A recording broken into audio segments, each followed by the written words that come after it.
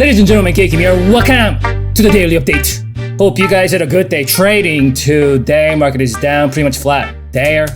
On the S&P Nasdaq made a move about 0.4% along the semiconductor Dow, also 2,000 banks. These guys are down. Transport's up about 1%. Looks like biotech is up about 2.2%. Looks like healthcare's down, home builders up, utilities, emerging market, these guys are grain retail down. Bitcoin down, gold, silver miners made a move, dollar down, oil down, treasury bond flat, the VIX down a little bit. Let's go to S&P 500 ETF. Spider! 65-minute chart here.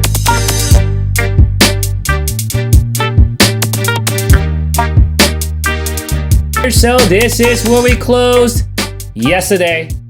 And looks like we actually opened flat right here. A little bit of fluctuation on that first hour. We did see that tankage on the first hour, but came back down to that prior peaks right here, right? Prior resistance.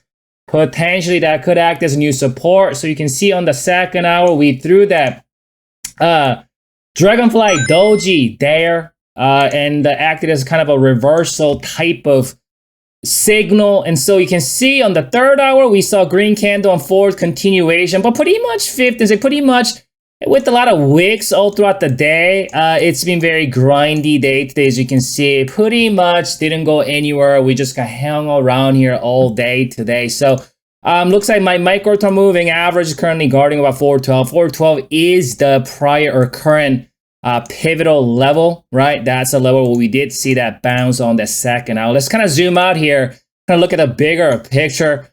So you can see bulls are still working with trying to get above 417. We've been kind of talking about this level. This is a very, very important level for both bulls and bears. And let me explain why.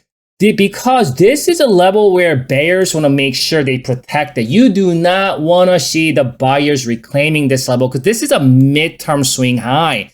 This is a level where bears can truly cultivate, buyers, the bulls can truly cultivate new midterm to long-term uptrend, right? We've been in this downtrend this entire year. 417 and 420.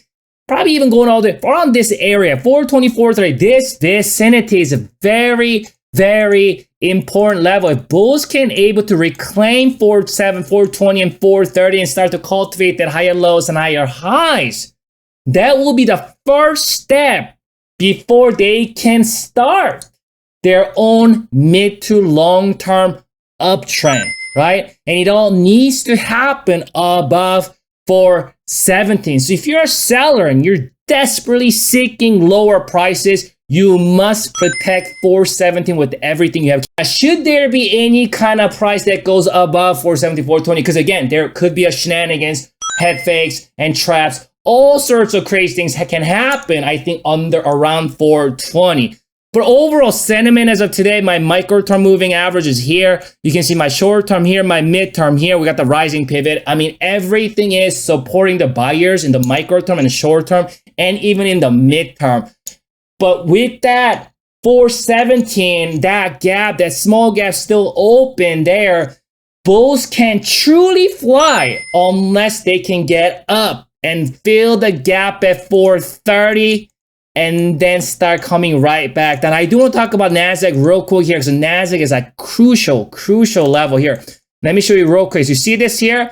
This is a rather big down gap. As you can see right here, this happened back in May 5th. It took almost 3 months to get here. So we're back at this level. That's an important swing high right here. You can see there's a big down gap. It hasn't been even touched for, last 2-3 months.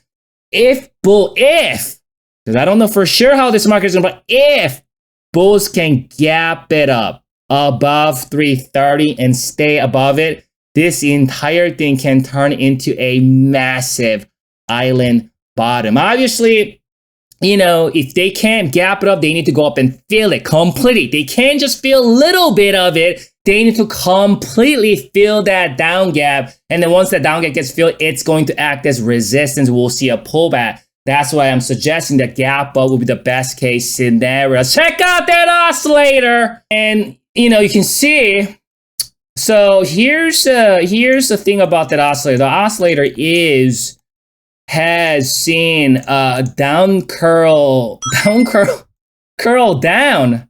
You can see here, instead of this thing going all the way to the top of its span, it kind of prematurely pull back down here. So we have what it looks like, a formation of bearish divergence, as you can see here. So that bearish divergence is present. Bulls can still nullify it if they can get up in the first 2 hours tomorrow morning. So what's gonna happen? What's gonna happen is this oscillator is gonna look like this.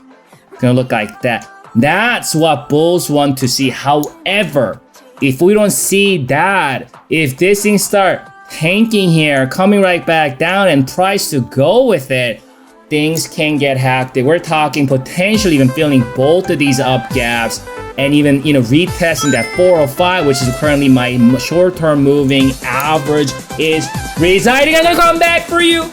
We'll reassess the situation. Enjoy your evening and go train tomorrow.